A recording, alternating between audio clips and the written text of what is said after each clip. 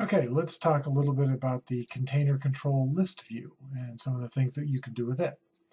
So we'll go into Visual Studio and we've got a start of a demo here. This is the list view demo, which is at this point just an empty Windows application.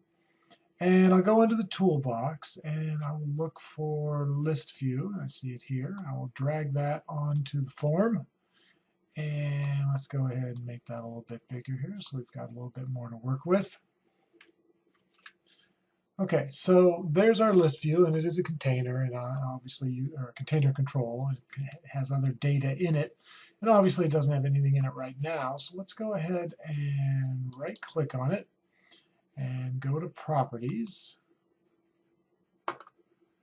And just like list box before it, the thing that we're most interested in a list view is the items property. Okay, which as you see here is a collection. So I'm going to click on the ellipsis. And this is the stuff that goes into a list view. And you see right away that basically all you can do is click on Add. And when we do that, rather than adding a string or something simple like we had done with a list box, we see this additional item created, or we see this additional data structure created, and it has its own set of properties. Okay, so these are the properties just of the list view item that's in the list view control. In other words, it's a control that contains other data structures, whereas the list box just essentially just is containing other strings. This is containing entire data structures. I'll go ahead and just create this first one so that we can see some data, and you can see the text property here of the list view item, and I'll put in the name of a car, like say Pacer, and then I'll click OK. And we go back to the list view, and now you see that that appears in there. Okay, so before we go any farther with list view itself, let's compare list view to a container, Windows container control that you certainly may have seen before. So let's go into the File Explorer. Okay, so here we are in the File Explorer. This is just some directory in Windows, and you can see that what we have is a bunch of folders plus an actual file right there. And if we open up, say, VC Sharp, we see it has some more files or some more folders, and we can open into those. And eventually, we find some data and some actual files. All right, and I can see these files in various ways. So for example, if I right click and I select view, I have choices of extra, large icons, medium icons, small icons, which for the most part at this point I'm just going to refer to as being able to see icons. A list, a details, a tile, and a content. All right, so for example, I can change this view to extra large icons, and it looks like that. Or I can change it to tiles. Let me go back to details because that's the one that we're going to be using the most of the time. And what I want you to notice here is the first column is the file itself. And so in some sense what you see here is a matrix, but in a very important way it's not the normal matrix.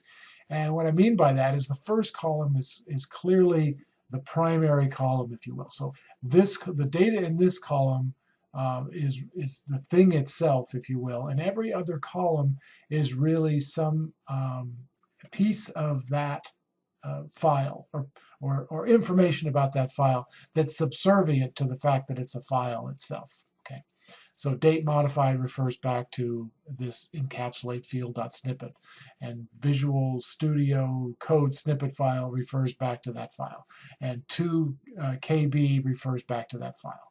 And in fact, what we're seeing here is that this control right here is in fact a list view. So this is the way that Windows uses the list view. It uses it to display files. So of course you could use it for whatever you like, and it might be that what you want to do is have something similar to files, or it might be that you just want a regular unweighted matrix of information or data.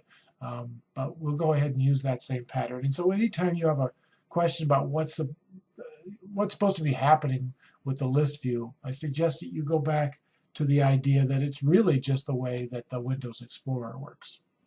So going back to Visual Studio, let's consider that data. So in the same way that we can have a file that has information about it, I can have this data in my list view the same way. So let's right click again, go back to properties. And then from properties we can go to collection.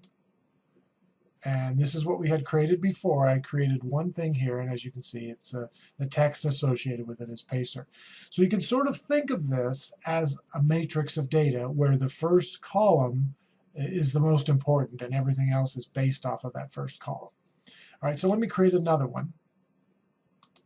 And basically what I've done here is I've created a second row. I haven't given any data to the first column yet, but let's do that. All right, so this one will be Testarossa. And as you can see, that is filled in here. So now essentially I have two rows, and the first column of the first row is Pacer, and the first column of the second row is Testarossa. Okay. And let's go ahead and create a third row, and we'll call this row Skylark. All right, and I click OK. All right, so now you can see that I have three pieces of data, and again, it's as if I have three rows, even though they're spread across horizontally. It's as if I have three rows where the first column of each of those rows is named, and it's named for a car.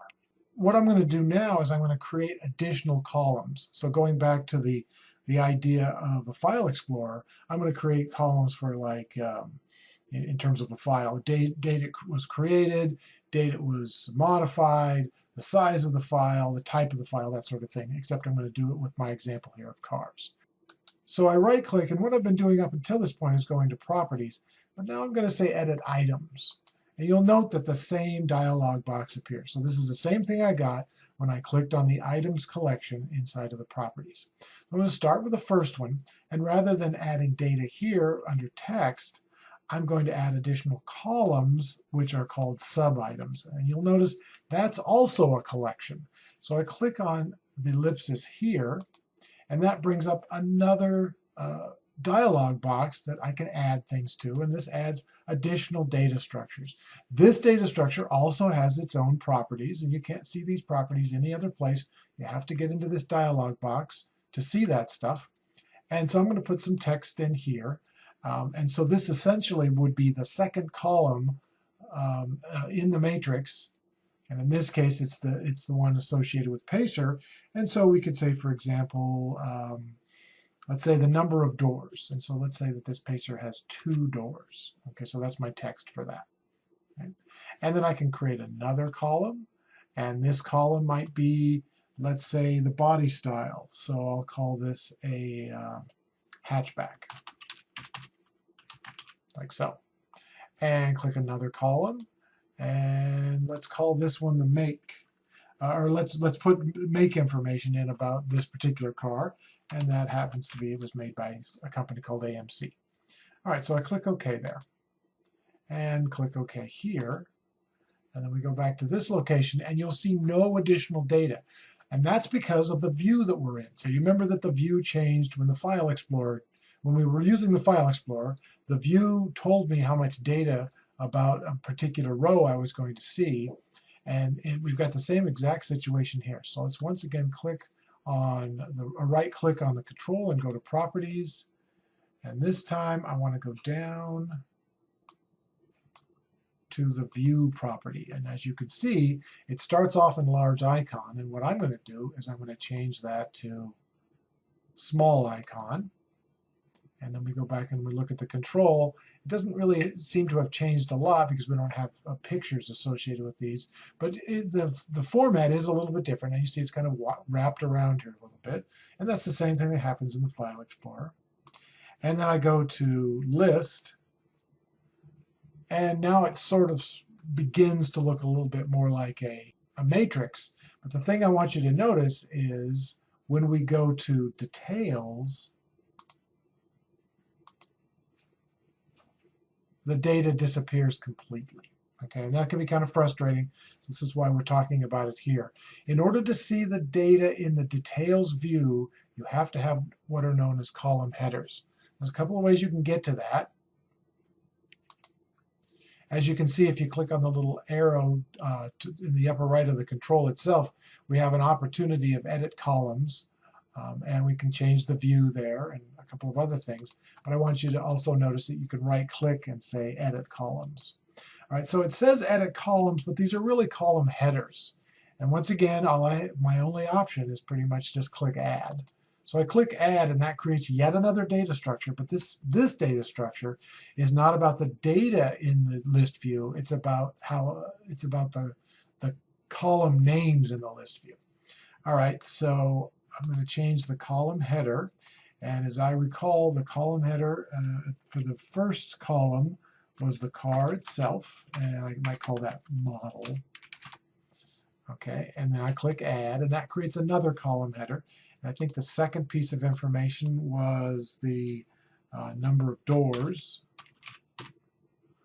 and I click add. And the third piece of information was the body style. And one more time, and then the next one would be, I believe, the make or the manufacturer. So I click OK, and then we go back to the data, and now, and only at this point, let me make this a little bigger so we can see it, do I actually get to see data associated in the details view, right? So this is stuff that I put in before. These were the additional columns. And as you can see, for Testarossa and Skylark, I don't have any data. I did put that in for Pacer and number of doors and the body style and the make. Okay, so I can do the same thing for Testarossa and Skylark. So I'm going to right click. I'm going to go to edit items, or just to be different, again, I'll show you, I showed you this before. So I click on the arrow here, I click edit items, and I want to edit Testarossa, and I want to put in the number of doors, the style, and the make. All right, so there is the primary column, if you will. I'll select Testarossa, and then in Testarossa, I'm going to go down to sub items. Okay, so then in Testarossa, I go to sub items, and I click on the ellipsis button, and I want to put in my additional data. And you'll see there's nothing here because although we added it to Pacer, that doesn't affect what Testarossa or Skylark looks like. So as I look at my data here, what I'm going to want is a sub item for doors, which is to say the second column, the third column, and the fourth column. So doors, body style, and make. So I click add, because I know I'm going to need that many. I'll go back to the first one. And the number of doors is 2. For the next column, the body style is, let's say, sport. And for the next column, the make is Ferrari. Like so. So I click OK and click OK. And then that data appears here. Right, I can do the same thing for Skylark, but I think you get the idea there. It's a matter of editing the items. And you can also edit the columns if you decide you need more columns. But again, recognize that without a column, that data is not going to show up. In fact, if I go back to edit items and go to Pacer, okay, so here's Pacer, and then I go to sub items for Pacer.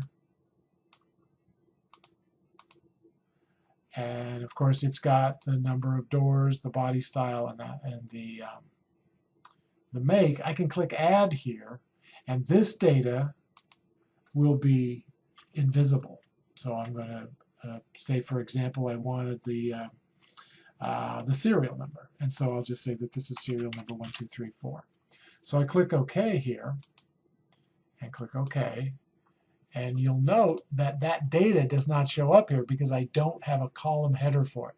So in the details view, the only data that you're going to see are the data associated with column headers. All right, so if I go back and change the view, instead of saying details, I go back to, let's say, large icon, it's going to go back to this view, and of course we're not going to see any data. There's a small icon. Again, this is the same thing as going to the property dialog or tile. So you're going to see a little bit of data with tile, but for the most part, if you want to see all of the data, you're going to have to be in the details view. And if you don't have column headers, you will not see any of that data. All of it will disappear. Okay, so that can be kind of frustrating. So I like to point that out in particular so people know that that stuff is there. All right, now you also might want to manipulate this stuff programmatically. Let me show you a couple of pieces of code that will make that easier to see. So if we go to the designer file associated with this piece of code that we just generated, we can actually see here's your list view field, and this is the data going in there. It can be somewhat complicated to get that data in there with code, but it turns out to not be terribly difficult once you have the thing laid out. So let's do an example of that. Let's go into the form load event associated with this form. And so we'll just double click on the form. All right, so then in the form load event procedure, I want to add a new row. And I use the term row loosely because, of course, it depends upon how you're viewing the data. And so when I add this new row, I'm also, or in order to do that, I'm adding a primary column. And that's that first column that everything else is based off. Again, in terms of File Explorer, what I'd be talking about is the file. That would be the primary column. All right, so for my first step, I'm going to add something called a ListView item. Okay, so this is the row itself. And I'll call that LVI, ListView item row, for example. And I'll say that's equal to a new ListView item. And the data that I'll give that is, say, Dart. Okay, and so that's the primary column, which is effectively representing the row. And then I have to add the additional columns, and additional columns are sub-items off of that row. So LVI row dot sub-items dot add.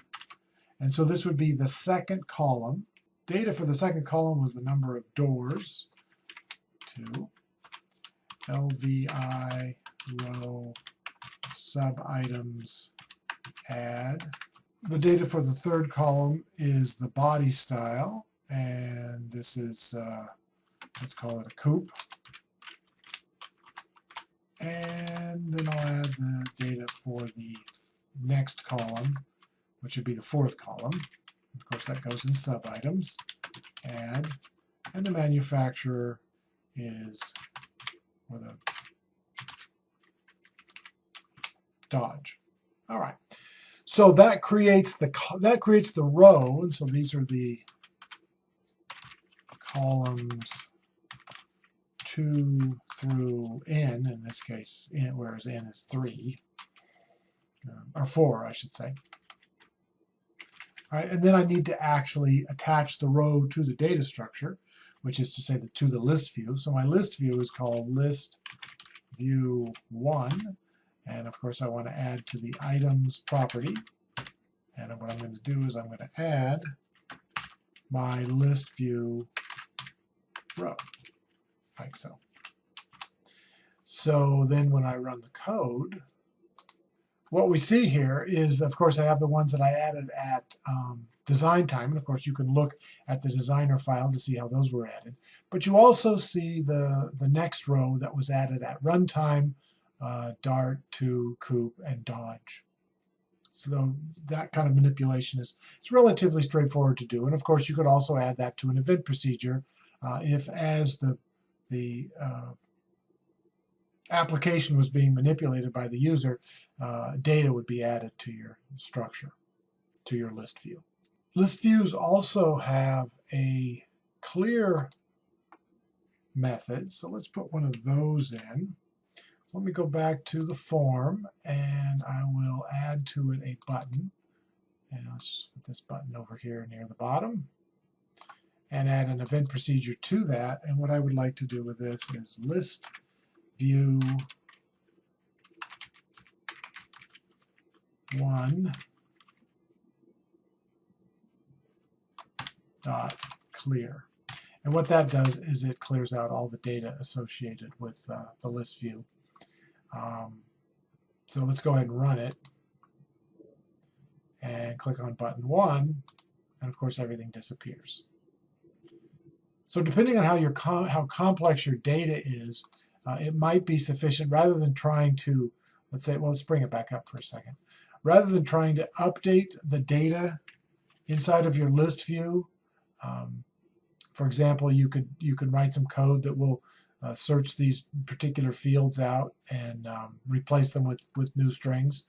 You could do that, but there a lot of times, again, depending on how much data you have and how complicated it is, it's probably easier just to, if you need to update the data, it's probably easier just to clear the entire list view and then put the new data back in. In other words, rebuild the list view. However, if you are interested in attempting that, let's go ahead and take a look at one of the supplied demos here. And this one will be ListView Update. Let's go ahead and look at the, let's run it. Okay, so the column headers in this case are literally just 1, 2, and 3, and then these are words that have synonyms. So just as I did with the other example, you can add data to this. You can also update it. So if you look at this particular piece of data, if I click Update, the very first thing it does is attempts to find the data you're looking for. And so I've got a message down here that says we found it. And then this particular list view item gets updated in the way that you see. And I can also remove it in the same way. So again, if you want to do in-place modification of the data, you certainly can. Just take a look at some of this code. I'm not going to go through it line for line, just show you that it can in fact be done. But oftentimes it's easier just to clear out the data structure and rebuild it based on the new data that you have. All right, so with that in mind, let's go ahead and take a very quick look at the other example. And so here we have a data structure, a list view, and you'll notice that down here in the lower right-hand corner, it shows you what the view property is. The way that I've written this particular one is that whenever you click on it, it's going to bring up another view. So it's going back to the beginning. There's the view details, and if you click, then you'll see the small icon and the list and the tile, just to kind of give you an idea of the different views. And again, you can compare this with looking at a file, and then the file has various attributes associated with it.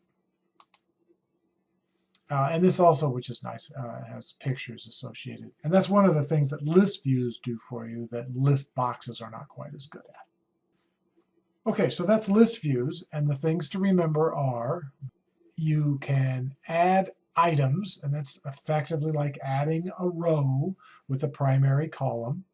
You can add columns, which is the only way to see data in the details view, and really it's not so much columns, it's column headers.